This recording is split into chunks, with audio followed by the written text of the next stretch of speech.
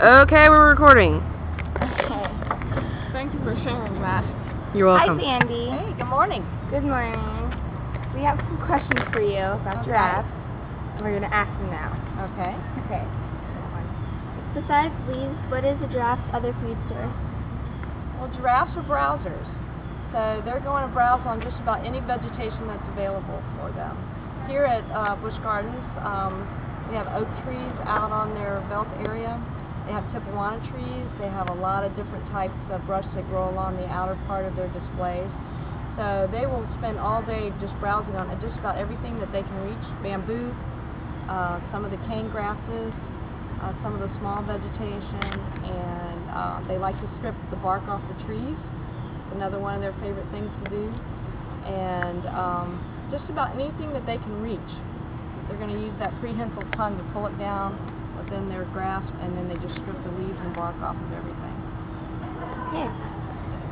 Thank you. Okay. Why do giraffes have their pattern on their coat? Well, that pattern helps to camouflage them in the brush and the areas that they live in. Now, there's different patterns on different species of giraffes. The ones that we have at Busch Gardens are the reticulated giraffes, which are the smaller species. And that pattern acts as kind of an illusion and camouflage, so then when predators are stalking them or trying to find them in the wild, they kind of just blend with all the vegetation around them. It makes it really hard to pick them out. Thank you. What would make a giraffe defend itself? Defend itself? Hmm. Well, a young, healthy giraffe really doesn't have to worry about too many predators. But if you have a young baby, the mother's going to be very defensive over that baby, and she's going to come after any type of predator that would come after her young.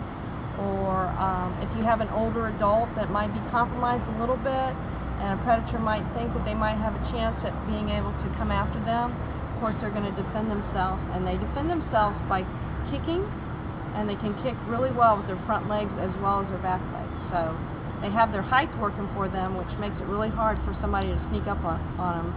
And then if they do get close enough to them to try to go after them, they're going to defend themselves by kicking.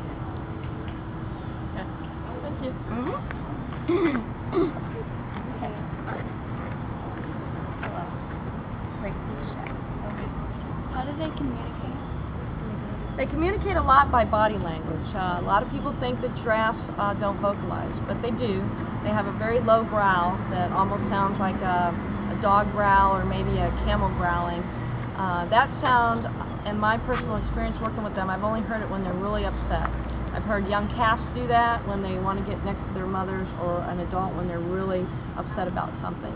The rest of the time it's just mostly through body language. And when they're out there on the veldt, and you know, they might come up to each other. If one of them's up at the feeder and they want to get up there, they might come up just by pushing up against the other. They do swing their necks at each other when they're irritated, or if they want somebody to move away from them. You can see them posturing just by the way that, for example, if their nostrils are flared, it means they're pretty upset about things, and the other ones will leave each other alone. So it's just a lot of different things that they'll do with their body. The way that their tail is, if their tail's up, they're happy.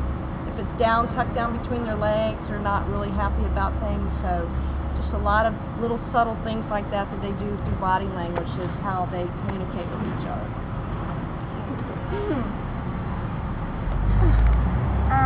What certain things could we do to support saving their environment? For the giraffe? Yeah. Well, giraffes are really important. I mean, giraffes in the wild, they help protect a lot of other animals because they got that height thing going for them. So they alert a lot of the smaller gazelles and stuff to danger that's in the area.